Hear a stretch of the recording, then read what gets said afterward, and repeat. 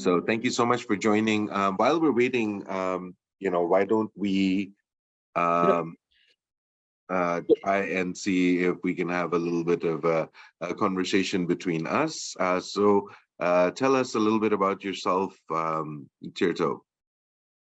So my name is Tirto. I'm the managing partner of Samudra Pacific. So I'm an investor, impact investing in ESG and DEI initiative that we have for about 5 family offices from Indonesia. I started investing about 9 years ago in tech companies that focus on improving the lives of people who are suffering. So I met Paula about a year ago through a mutual friend. His name is John Bellomini. I believe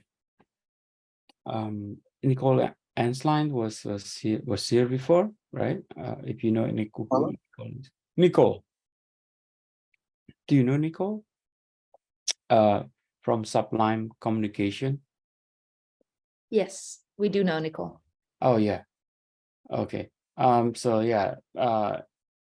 John was the one who brought us together. So yeah, I've been investing in healthcare and fintech that kind of benefit the underrepresented. For example, fintech is for refugee or the laborer that works send money back home. So we want to help those people. And in healthcare, we want to help the elderly and hard to reach patients that lives in the places that otherwise won't be able to serve. So that's me, and happy to hear from the other participants. Yeah. Just real quick, another part of your background that I think might be helpful in this conversation. Were you a software engineer for a long time before this? And how does that essentially help in your investing? Yeah, I skipped that part. So I was by training is software engineer. As like you said, I managed the database for Yahoo for about 10 years, the big data and analytics team there. So I'm very in tune with relational data as a solution for this project. Paula and I, we have started something in the refugee relocation, and she will be able to tell you more about the project, but I'm acting as an advisor on the technical side. Oh, great. Yeah, we'll start off the panel as we're waiting for Paula. I'll just give a brief introduction to the panel. Relational data as a solution for refugee relocation, and an introduction to myself. As the moderator, my name is Sam Borghese. I'm a professor of economics at UCLA and an associate director.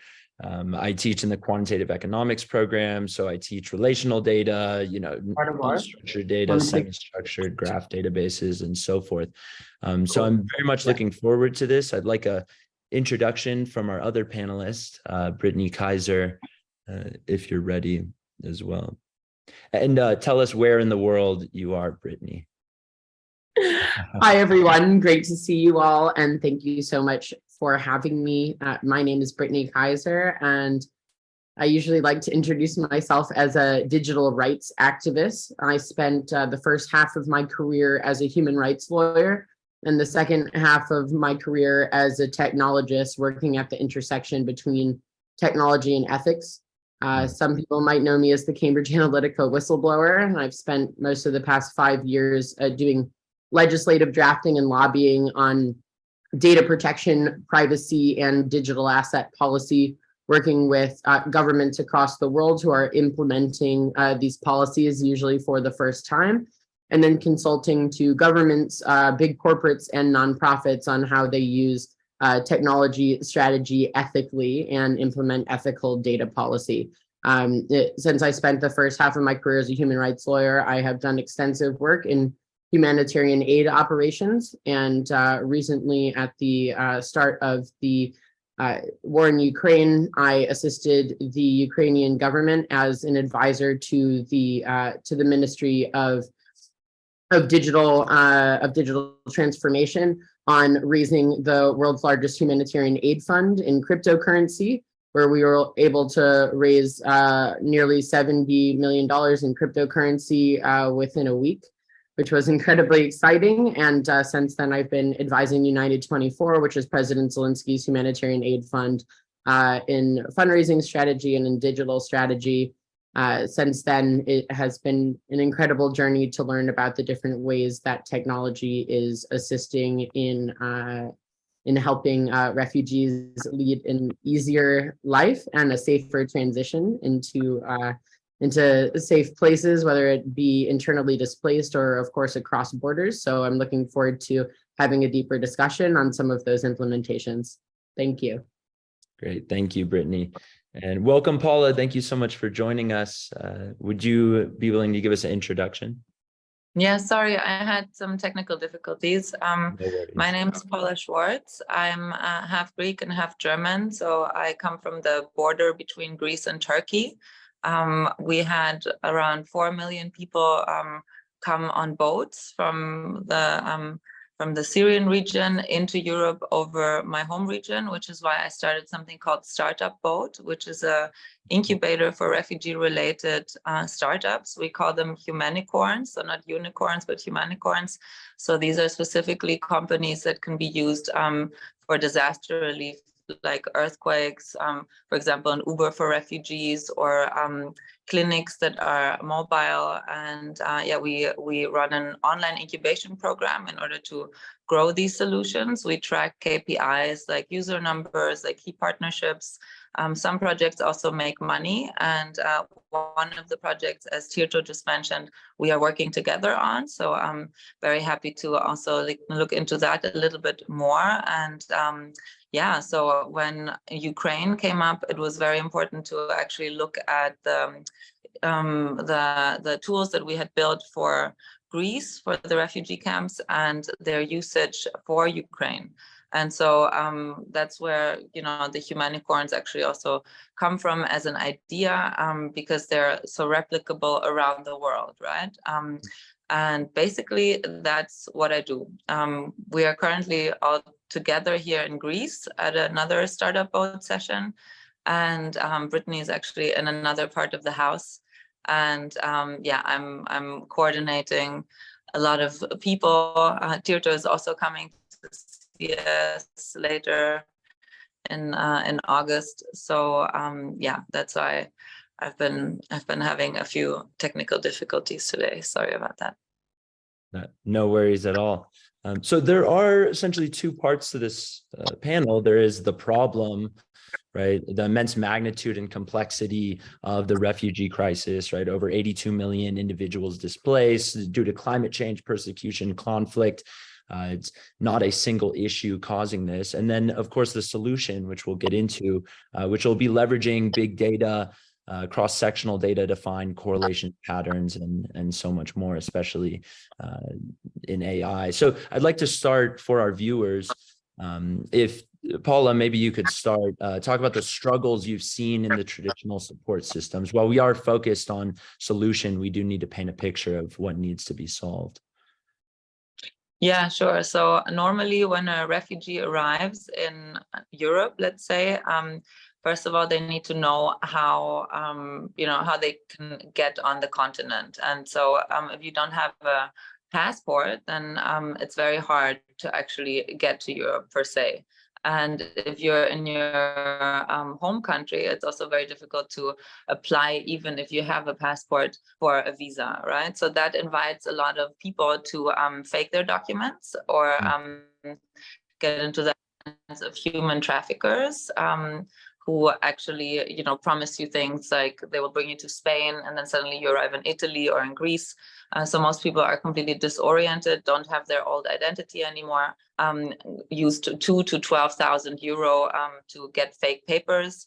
and that's a disaster. And then they get to a refugee camp. They normally have to walk to that refugee camp, because if someone picks them up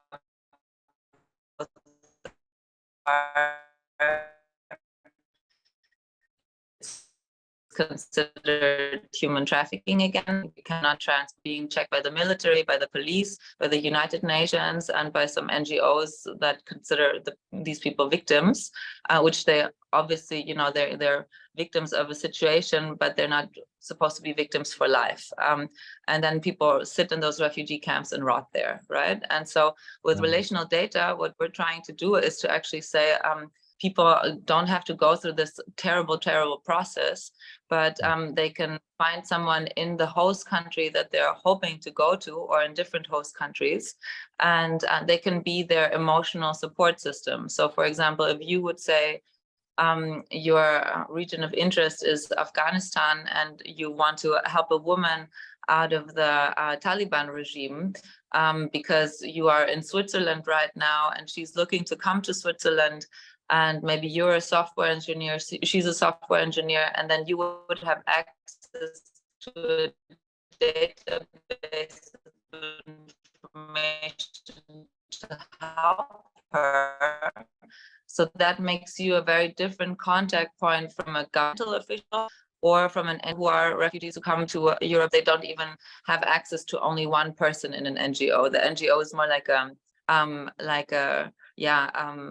very non-graspable entity that they're looking at. But we actually want to bring people together, and this is something that you can very well do through relational data. You can find the patterns that connect people instead of the patterns that disconnect people. Yeah, just to stay on this topic, is there any global database to help refugees right now, or what is currently in the works? Maybe Ticho or Paula, you could answer this, or Brittany. So, Paula, you should start. Brittany can jump in. So the information is very scattered. We have 193 countries on the planet, and they don't really cooperate so much in terms of refugee support. And that's why the data for the political programs that exist is not harmonized. NGOs are often not invited to collaborate with individual governments so much. So there's a lot of segregation. What we are doing is we are pulling this information out of the net, out of the internet, and we are harmonizing it, and we are combining it with excellent contacts that we have to governmental officials, to NGOs, to corporates as well, to create more jobs for people. And we are really trying to bring people together and move them forward together on every level. Great. Brittany, did you want to add to that?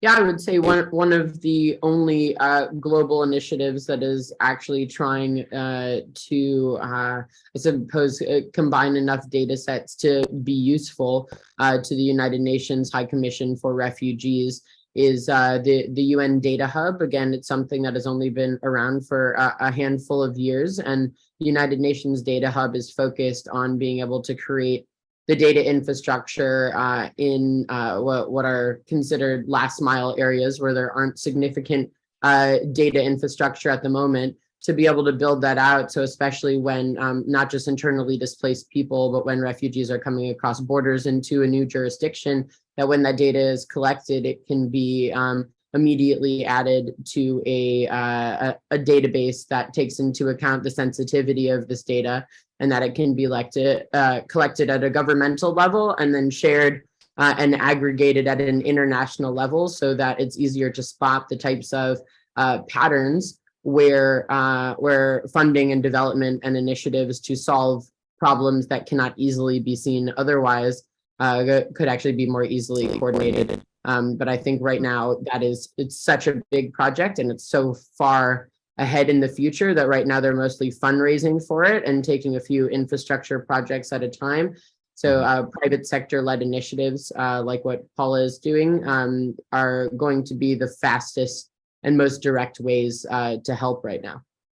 Certainly. Yeah. So from my own data consulting experience, I've seen in companies, they'll stick with legacy systems and everything will be siloed. They'll have, data decentralized in a bad way across the company, and they never want to move, or it's very difficult for them to move into this. I could only imagine government has some of the same issues. So how have you seen the reception, by the UN or some of these government officials to have you guys come in and propose something globalized like this? So Good. I just spent the last 2 months in Vienna, and I spoke with a lot of UN officials. Many people who work for the UN are also leaving the United Nations in order to work for the private sector, because they're seeing that this ideology that believed in of the collaboration of governments is changing, is opening up for more actors. Through blockchain and crypto, we got a first understanding of how things can be organized and funded. And so now we have this first wave of the Syrian refugee crisis and the Ukrainian refugee crisis to learn from. So I think it's a matter of again, taking everybody with us. And as a leader, it very much depends on how you lead, right? If people don't really know what to do currently, which is the situation in the United Nations a lot, then it's important to propose things. But then again, things like the World Food Program are incredible and they do amazing things. They're so innovative. They have an innovation accelerator that I find highly fascinating. Great. Yeah, thank you. Tunco, as a technical advisor to this project, what are some hurdles you guys have overcome in the data gathering, cleaning process? Seems like a huge undertaking. Yeah, it's a lot of unstructured data, and this, like the data silo you mentioned, is very, very true. Brittany mentioned about United Nations data about refugees, UNHCR, as well as World Bank. So Paula is working, wrangling all the data is that. So right now we're still in the design phase, which is we need to build a warehouse where we have a central repository for our data, and we defining the attributes. One of the cool thing that Paula is doing is creating this persona where you have your refugee help seeker and the helpers, right? So by creating this matchmaking service marketplace, where you can easily say that, hey, I can help, and this is what I do, and hey, I'm looking for help, and this is what I need, right? So in a very large scale. So we are still in the design phase and interviewing a couple of technical partners, and we are moving ahead with that project. Yeah, it's amazing. I've seen people getting reached out to by Ukrainian refugees, and there's actually, government grants and so forth for people helping, but people don't know whether to trust, right? So something like this, where it's centralized and so forth, could be a big bonus. Are you guys thinking of using blockchain at all? I know you used it for fundraising, but are you thinking of using it in the tech stack? Pirto? Yes, we still incorporating the attributes, right? At the end, yes, blockchain is the way to append the records using the chain, right? So yes, as a smart contract, we look at that possibility, but right now we still stick to the traditional relational database that in the ER entity relationship phase, and then after that we can build on top of the services on top of that, and blockchain is one of the means to incorporate that. Yeah, very interesting. Brittany, I would say that Oh, you want to jump in, Paula? Go ahead. I was just going to say that it's not so much only about the technology Mhm. as it is about the togetherness of people. So Right. we are using a character framework that's designed by some experts who are amazing, who've been researching on this for a very long time. And so they give you a character assessment of the individual person, of what kind of a leader they are. If they are a chaotic leader, if they're a very structured leader, if they're outgoing, if they're introverted, and how they should be integrated into society. So there's these kinds of like emotional variables that really bring the system further, and they can be stored in different ways, of course. As Tirto mentioned, blockchain is possible, but at the moment it's more about really like using new ways to organize people, to do the matchmaking and to find out what connects people and how we can really scientifically prove that it does. Very interesting. Yeah, and that started becoming popular in micro lending or lending to, groups that don't have traditional metrics to lend on and so forth. And what sort of non-standard data gathering are you thinking about, doing essentially to create these metrics? Are you looking at their social media profiles, or what is it? How can you turn data into a metric if someone's a leader or not?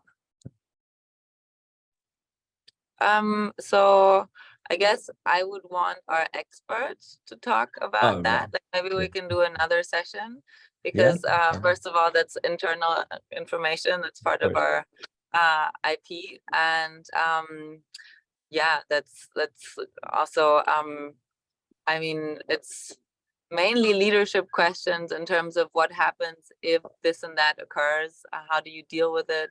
So it's very situation based. Obviously, this can be translated very easily through ChatGPT into new languages now. So from a cost point of view, it was not very expensive, thank God.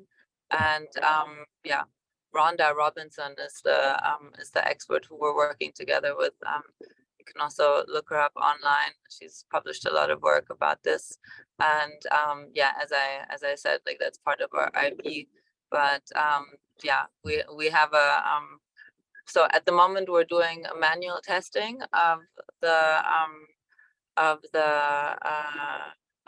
tools that we're using, and we have a very high percentage of growth throughout the last months of the people who we've been able to match with experts, with helpers who are bringing them into new home countries. And we've been testing with Serbia and some African countries specifically. And we're starting to test with Turkey now. Oh, very interesting. Yeah, definitely don't give away your secret sauce quite yet. Brittany, I know you worked for Funware. This company collects a lot of smartphone data, a lot of this non-standard data we're talking about. Do you see anything like that being useful in the refugee crisis or anywhere else? Just to correct the record, I didn't work for Funware. Okay. Advisory board. Yeah, they announced that I joined the advisory board without giving me a contract. So I've had a lot of legal issues with those guys. But I did work for Cambridge Analytica, who did a lot more data work than Funware ever has. And what's interesting about the discussion you were just having is that behavioral data that shows leadership qualities are some of the data points that are really the most interesting to try to assess, because it means that if you're dealing with people who show leadership qualities, that you can trust them with everything from micro lending, which is what kind of platforms like Kiva try to look for, to being the responsible person in a party, that if you are to fund these people, whether with a grant or more government money or even a micro loan, that these are the people that are going to take care of other people, not just themselves. And you can trust them with the money. You can entrust them that if you're going to help them, that they're going to take responsibility for that and really take action. So it's an incredible thing, and it's very much based on behavioral psychology, and is something that it's not easy to measure. So once you find a way to measure it, it can be one of the most reliable data sets that you're actually able to acquire.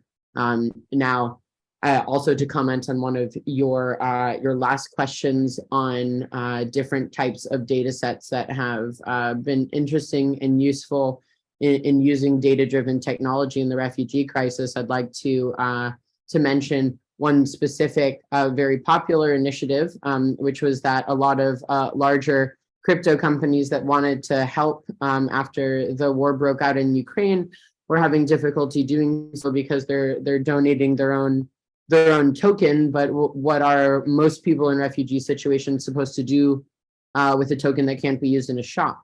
So Binance, one of the largest companies in the space, worked with a number of governments and NGOs in order to issue cards where they were able to put their own cryptocurrency BNB on the card, but if you swiped it at a shop, it would pay for things in regular fiat currency. And so based off of that, they were able to begin to track spending patterns and see what were the larger needs. So in different communities and depending on the structure of the families and the situations that people were in, what were they actually spending more money on? And it helped the different NGOs start to think about what they should get more supplies of and how they could more easily help those communities. So it was a really interesting data-driven exercise, even though originally it was really just to find a way to give cryptocurrency in a way that was tangible for people who are not crypto natives. Yeah, I think that was something interesting in the beginning we should notice is I mentioned something that was on the internet that was not true. But what you're talking about, spending habits and, you know, all of these things where you tap into somebody's behavior, those can't be falsified, right? So you guys are actually getting to data that really cannot be changed. It's very interesting. Paula, speaking of Startup Boat, you were talking about before in this collaboration. Just make a point about the spending behavior. Oh, sure. Yes. So in terms of data, I think there's like there's different levels. Like we use data from a like interpersonal level in terms of like what is going on inside of a person, and then there's the intrapersonal level, meaning like how you interact with others as well, and then there's like the external level, which includes like the purchasing of goods, right? So I think that the interactive level of data has been not organized well so far.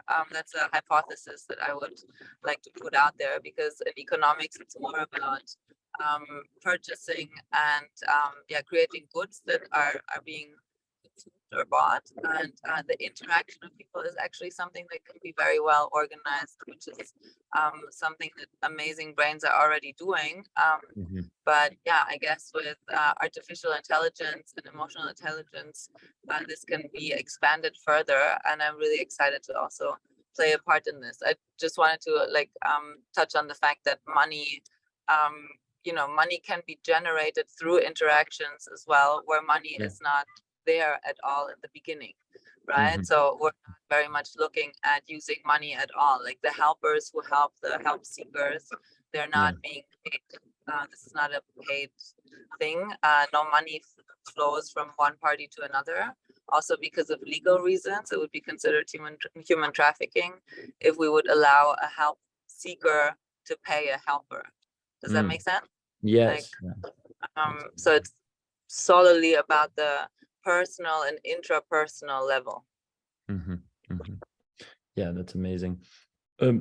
Tirta, I'm curious, and I'm going to ask it of Paula and Brittany as well towards the end, but what's your guys' biggest need as far as a tech standpoint? Are you guys missing really talented developers, or more data sources? What is it? No, actually, we've been interviewing a couple of potential CTOs, which is very talented and have altruistic means, like they want to help and went through the refugee experience as well, and they're very successful right now. I think the biggest challenge is just to find our North Star, because there's so many like plethora of informations. Paula mentioned about ChatGPT integration. We have that relationship with OpenAI. we know the founders very well. I've been doing that AI integration for healthcare for my own companies. Like we know Sam Altman and the team at OpenAI very well, as I want to touch the micro lending space. We also know MFS Africa very well. If you know that company, they're the largest mobile financial solutions in the continent Africa that provide money transfer, micro lending, insurance, and payment services. So right now it's just like Paula alluded earlier, to really get the parties together and find our North Star. And our purpose is really try to build that the marketplace for the help provider and help seeker across the globe. That's the challenge. Oh, that's great. And Brittany, if you could speak on sort of the North Star of this project, I'm sure it's moving and changing as you guys develop, but what's your guys' end goal right now? I think really the end goal is to be able to build a scalable product that is helping protect the human rights of people who are in a situation of internal displacement or refugee status because of the amount of issues that creates, where there are people that are ready and willing to be, as Paula has deemed it, the helper, people who have the skills and the willingness and the time to lend to those individuals who are in usually a vulnerable position. And so it's an incredible opportunity to use relational data for matching that has made companies that are worth hundreds of billions of dollars in the dating space. But this actually solves a serious humanitarian problem. But it's been proven that using these types of data sets to do matching is an incredibly successful business model, and something that makes a lot of people happy and solves a lot of a particular problem. But where dating and finding a relationship for one person, someone who had to leave their home due to a conflict situation, a war, that's a much bigger and more important problem to solve, in my opinion. And so this is able to take advantage of a proven model, but be able to add extra intellectual property on top of that, so that it's solving a much more unique issue than dating, of course. Yeah, and just on your point of dating, there's a disalignment of interests in actually, finding somebody a match on dating sites because you leave the platform. For you guys, you have an altruistic approach. There's actually alignment of interests in between the people using it and you all creating it. And you also have recurring customers, because people can not stay forever in one location, presumably. So they will have to come back to the platform and use it again and again. And I just wanted to touch on the needs aspect that you mentioned, what we need at the moment. So as you can see, we are in Greece. Like I'm sitting here in front of this view, and we have a working session planned for the project in a few weeks that we're preparing right now with Brittany. And anybody who is interested in helping with marketing, who thinks that they can contribute to that. So from a marketing point of view, it's important that we reach the target regions. As I mentioned, we're opening up, for example, Turkey at the same time as we're opening Germany, because we want the help seekers and the helpers to match each other. We need to be able to keep that promise to find the right people. And for that, we need very sophisticated communication in the individual regions. And if you're a designer and if you would want to participate time in the summer, please go to startupboat.org. You will see there, it's called the House of Beautiful Impact, where we're at right now. So one is the marketing aspect. The second thing is the coordinators of each region. So if you think that if you're looking for a job and you think that you can help us find people who are in need, who are essentially users of the platform, then you could also become a country coordinator if you qualify. And yeah, I think these two are the most important needs right now. Then we have people who are working with larger corporates in order to generate jobs. So if you think that you know companies, or if you run a company that would like to provide jobs for people who are stable, they're not traumatized to a point where they cannot work. So if you would want to hire people, or if you're an investor who says, or a donor who says that you would want to sponsor entrepreneurs, so that we can actually find people who want to start their own company, we can bring them over, and then your sponsorship can make that possible. Mhm. Oh, By the way, Sam, I noticed one more panelist called Annika. So maybe yes. I was just about to ask. Do you have a question, Annika? I do. I'm just one of the co moderators and co-curators over at Davos Worldwide, and I do have a question in regards to privacy when it comes to international data sharing. Brittany, your hashtag is Own Your Data. How do we keep the ethics alive? How do we secure this kind of stuff? I think some of the most interesting projects that are happening at the intersection between blockchain technology and humanitarian relief specifically are solving the digital identity question.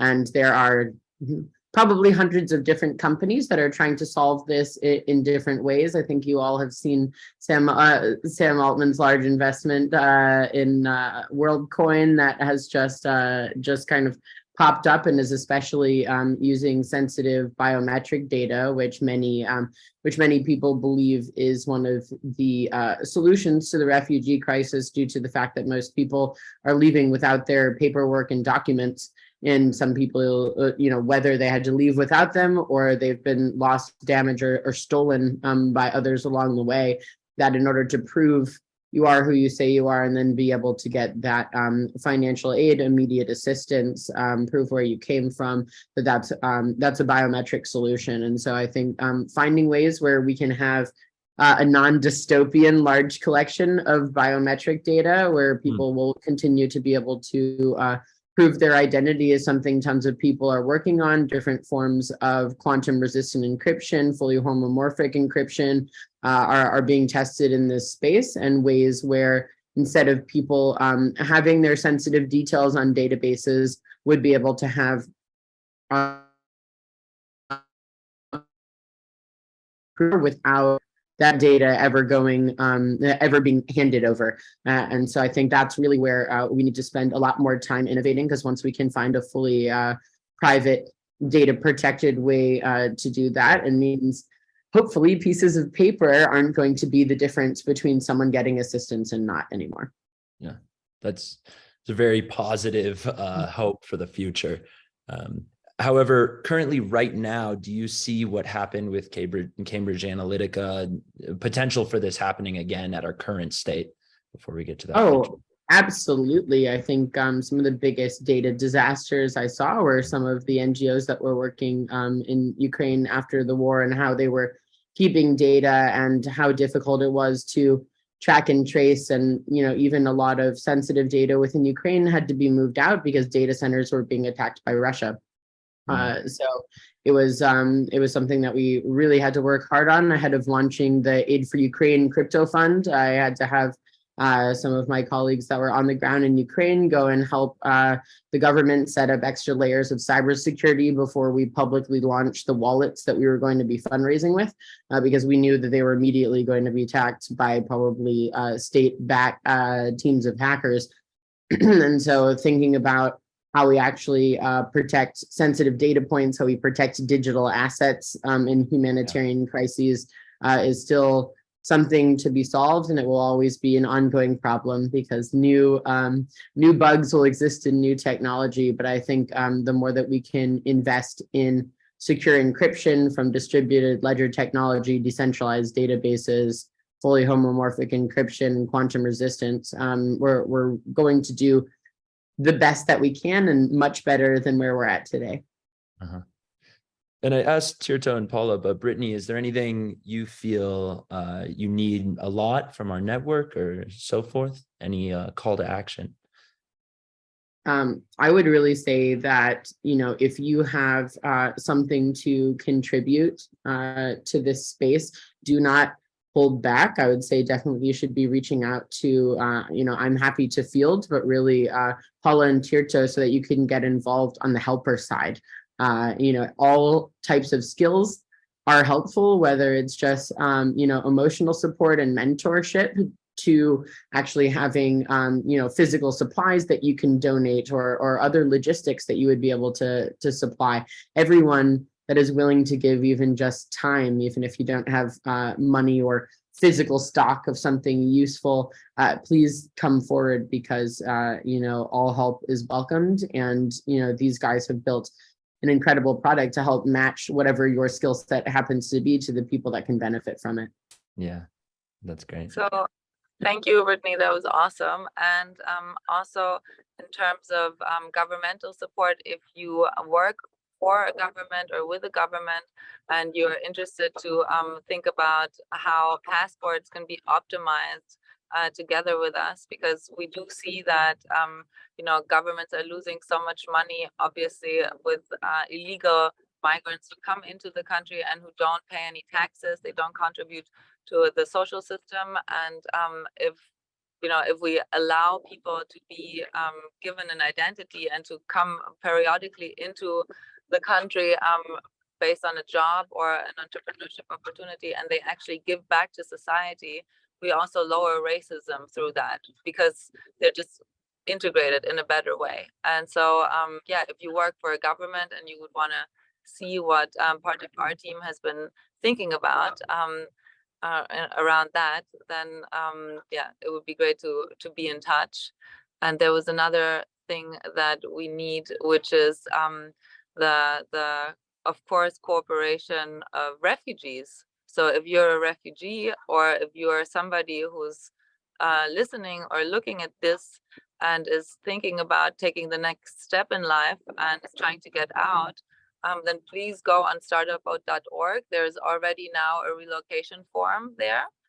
If you're a potential helper, if you're in Switzerland, in Germany, in Greece, anywhere where you think a person could be integrated, and if you have the heart and the time and the ability to help somebody, then you can go on startupout.org and also fill out the form for the helpers. So to offer your support. And that would already help us massively. Then we'll get in touch with you and we'll connect you already with the person that you can potentially help, and we'll take it slow from there in order to make this a positive experience for you, because we hope for you to stay a helper for the long run. Mm-hmm. Oh, fantastic. And Tirto, any closing thoughts for you? No, I'm just very privileged and very honored to be included in this endeavor. I think we all want to have a passion that helping others as our goal in life. So kudos to Paula, Brittany, and everybody here, Sam, Annika, and Anand. I hope to see it through. Great, so much. And any other closing thoughts, Brittany, Paula, before we move to the next session? Paula, maybe let people know the best way to reach out to you guys to be a part of the program. Mm-hmm. Yeah, so as I mentioned, on startupout.org, there's a form where you can fill out your details, whether you want to support or if you just want to contact us. Then also you can come and visit us in this place that we have until September. We're going to be together. And yeah, I guess Twitter, LinkedIn, Instagram, they're all ramping up right now. And yeah, I look forward to hearing from you. Very exciting. Excited to see the progress. Thank you all for coming.